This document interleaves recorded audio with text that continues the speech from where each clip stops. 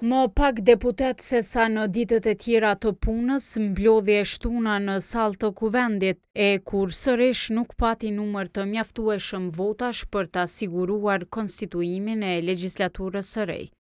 Të 85 deputetët që hynë ndolën brenda pak minutash për ta përmbyllur edhe përpjekjen e 28 për konstituim pa sukses.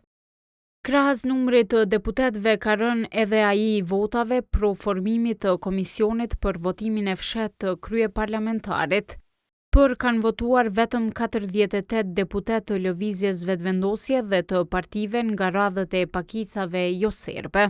Për kanë votuar 48 deputet, kundër s'ka pasur, nuk ka pasur as abstenim, nuk ka kurum do të përmbajtje në seancës, seanca ndërpritet, shihemi përsëri me 9 qershor në orën 11.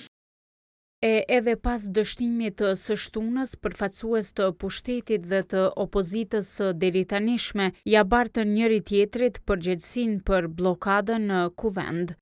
Në PDK thanë se nuk duhet të lejohet që situata aktuale të normalizohet. Nuk duhet të normalizohet kjo lloj situate.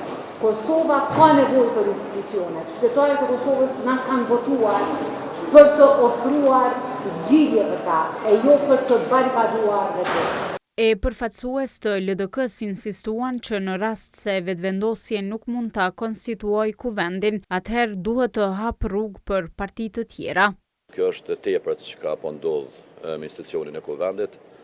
Ata ose duhet hapin rrugë që quhet edhe në gjuhën diplomatike, por ose të krijojnë mundësi edhe mos të vazhdojnë me ngarqen cili tashmë ka kapluar në farë krize edhe amullie politike edhe në institucionet qendrore.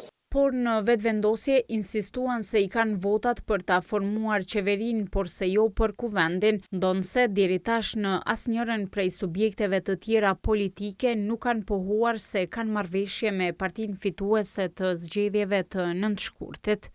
Ne kemi thënë kemi numrat për qeverinë dhe let na masin, let na sfidojnë. Ta e dinë që ne I kemi votat për qeverinë, dhe duke ditur që I kemi votat për qeverinë, e mbajmë peng kuvendin e Republikës së Kosovës.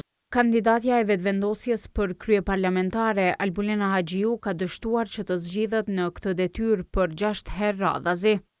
20 herë rresht ka dështuar të formohet komisioni për votimin e fshehtë, I propozuar nga kryesuesi Avni Dehari, që është deputet nga radhët e LVV-s.